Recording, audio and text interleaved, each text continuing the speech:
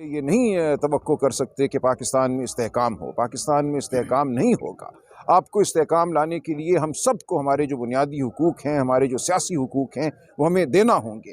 گولی چلی ہے یقیناً یہاں، اس گولی کا حساب دینا ہوگا. خون بہا ہے یہاں، اس خون کا حساب دینا ہوگا. لوگ گمشدہ ہیں، لوگ زخمی ہیں. جو FIR کرانے جاتا ہے اس کے گھر پہ دھاوا بول دیا جاتا ہے، اس کے بچوں کو، بیٹوں کو اٹھا لیا جاتا ہے. ہم بعض لوگوں کے مقدمے لے کر عدالت میں گئے ہیں، ان کے گھروں پہ دھاوے بولے گئے ہیں. یہ تمام بات پوری دنیا کے سامنے ہے. ایسا نہیں ہے کہ یہ تمام عمل مخفی ہے. پوری دنیا دیکھ رہی ہے کہ اس وقت پاکستان فسطائیت کی تاریکیوں میں دھنستا چلا جا رہا ہے. ہم کوشش کر رہے ہیں کہ عقل سے ہم آگے بڑھیں، اس ریاست کو ہم خوبصورتی سے آگے بڑھائیں، آئین قانون شرافت کے مطابق آگے بڑھائیں. اسی سے ملک میں استحکام ہوگا، اسی سے اس ملک میں انویسٹمنٹ آئے گی، سرمایہ کاری ہوگی، روزگار بنے گی نوجوانوں کے لیے. کل یہ کہا وزیر خزانہ نے کہ اس ملک میں توقع نہ کی جائے کسی قسم کی گروتھ کی. ہم نے ملک کو سٹیبلائز کر لیا ہے، یعنی کہ مستحکم کر لیا ہے، لیکن یہ نہ کہیں کہ ہم اس کو ترقی کی راہ پہ لے کے جائیں. یہ ایک ایسی سٹیٹمنٹ ہے جو میں سمجھتا ہوں تباہ کن ہے پاکستان کے نوجوانوں کے لیے.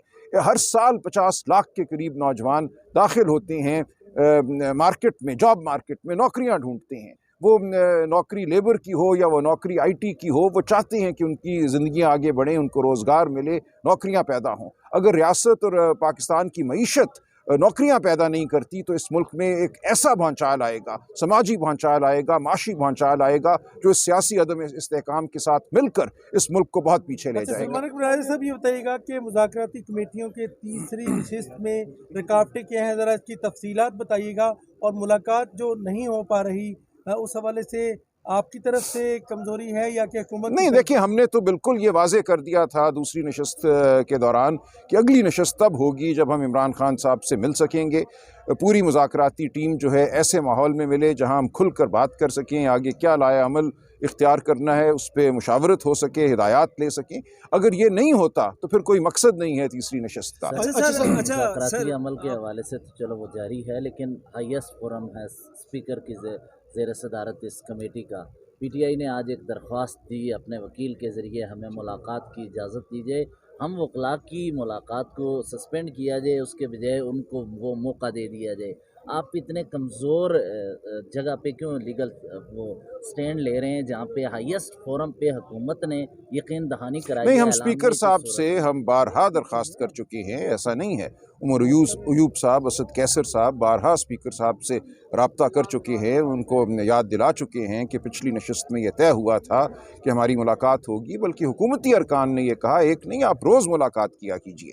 ایک بھی ملاقات نہیں ہو سکی. 2 تاریخ کو یہ ہماری نشست ہوئی تھی، آج 7 تاریخ ہے، 5 دن گزر گئے ہیں. ہم منتظر ہیں کہ ہماری عمران خان صاحب سے بطور کمیٹی ملاقات ہو، یہ نہیں ہو رہی. تو اس کا ذمہ دار کون ہے؟ ہم یقیناً نہیں ہیں. اسپیکر قومی اسمبلی کی رابطوں کا فقدان ہے؟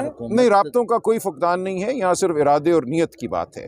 اگر ارادہ نہیں ہے ہماری ملاقات ہونے دینے کا، نیت نہیں ہے، تو ہم کچھ نہیں کر سکتے. اگر نہیں ہوتی تو اسپیکر قومی اسمبلی یا پھر اس فورم سے بڑھ کر کوئی طاقتور ہے کہ ملاقات بظاہر تو یہی لگ رہا ہے نا، ورنہ کوئی وجہ نہیں ہے کہ ہماری ملاقات نہ ہو. اور اگر ملاقات نہیں ہوتی تو ہم اگلی نشست میں نہیں بیٹھیں گے.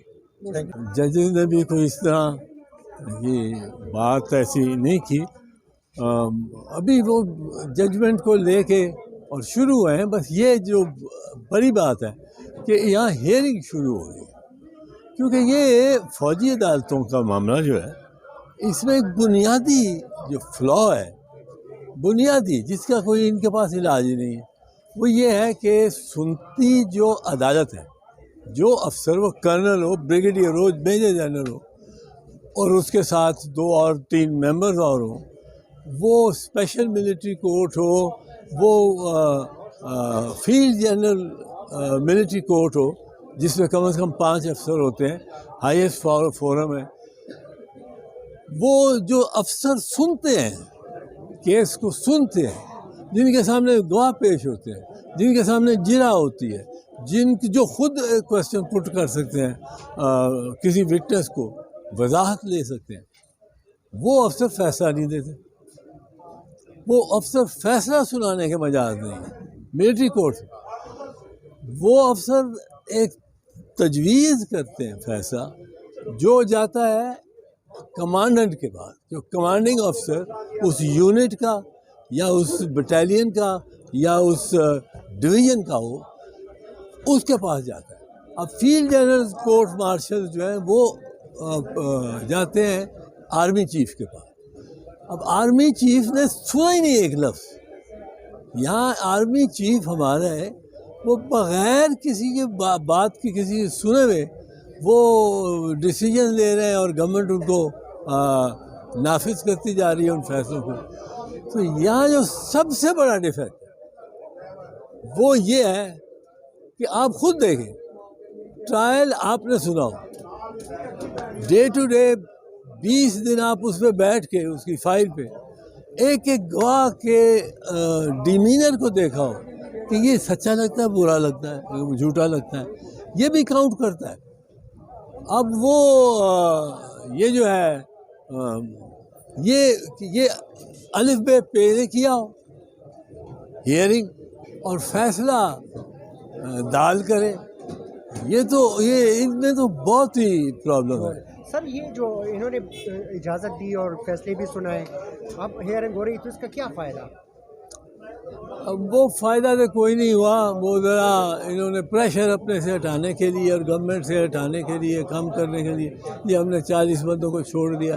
چھوڑا کیا ہے یہ ان کا یہ کہتے ہیں کہ جی وہ کہیں گے آپ دیکھ لیں نا کہیں گے کہ کنفیشن کر لیا. اب انہوں نے جب پچھلی دفعہ مارشل لا یہ لگایا تھا اور آئین میں ترمیم کی جب پشاور کا کیس ہوا تھا بچوں کو سنسیٹ کلاس تھی سر ایک سنسیٹ کلاس تھی اور سنسیٹ کلاس کے بارے میں بھی یہ غلط کہتے جا رہے ہیں اس کو بڑا غلط یہ پروپیگنڈا کر رہے ہیں کہ جی عمران خان کے دور میں بھی ملٹری کورٹس لگے تھے. عمران خان کے دور میں ملٹری کورٹس نہیں لگے تھے. عمران خان کے دور میں کچھ ملٹری کورٹ ٹرائل تھے جو سنسیٹ کلاس سے پہلے ختم نہیں ہو سکے چل رہے تھے. اب کانسٹیٹیوشن آرٹیکل 264 میں کہتا ہے آرٹیکل 264 میں کانسٹیٹیوشن کہتا ہے کہ جو کاروائی شروع ہو گئی ہو وہ ٹرائل کی ہو انویسٹیگیشن کی کوئی جو اس سنسیٹ کلاز کے کلک ان کرنے سے پہلے شروع ہو گئی ہے وہ اختتام تک جائے گی. سو وہ گئی جو کہ پہلے شروع ہو چکے تھے کیسز وہ عمران خان کے دور میں بھی چلے.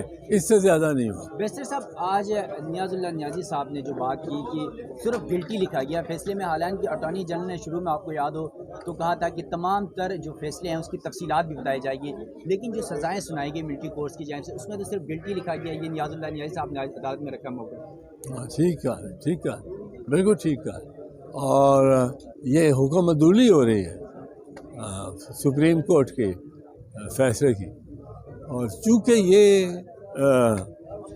یہ بنیادی طور پہ بات عائشہ ملک صاحب نے کی تھی اس لیے ان کو غالباً اس بینچ سے بھی باہر بھی رکھا جا رہا ہے.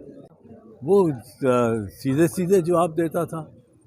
اب اس گواہی کے ٹرائل میں کوئی حصہ ہی جس نے نہیں لیا وہ فیصلہ کرتا ہے کہ سزا کتنی ہونی چاہیے.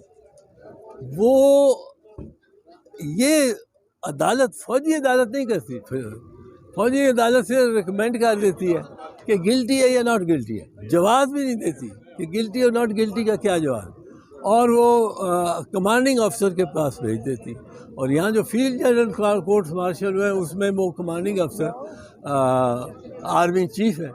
اب آرمی چیف کو نے جا کے سزا دینی ہے.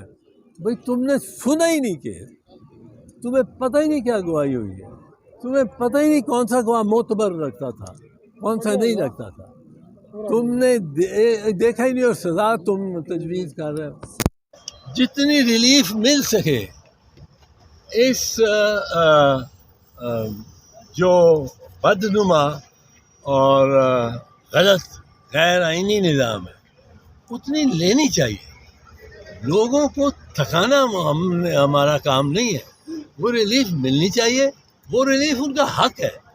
یہ ہم نے جب کہا کہ آپ ان کو چھوڑ دینے پہ بھی مطیع اللہ ہم نے کہا کہ آپ اس کو ہماری طرف سے کوئی ذرہ پر بھی یہ نہ سمجھا جائے کہ ہم نے تسلیم کیا ہے کہ یہ سزائیں درست ہیں۔ یہ 10 سال کی سزا کی آپ توقع کر رہے تھے اور اٹارنی جنرل نے بھی کوئی کمٹمنٹ دی تھی اس حوالے سے؟